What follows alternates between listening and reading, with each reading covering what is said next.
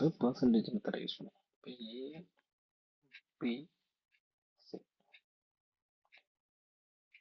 ஏ வந்து இப்போ வந்து 50 மீட்டர் போயிருக்குன்னா என்ன 500 மீட்டர் ரேஸ் 500 மீட்டர் ரேஸ்.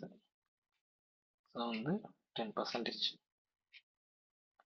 அது என்னன்னா ஏக்கும் பிக்கும் வந்து -10%.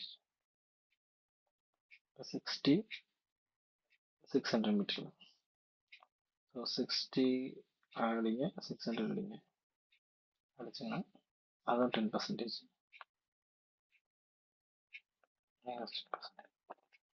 பர்சன்டேஜ் ஃபார்முலால x + y + x -100 -10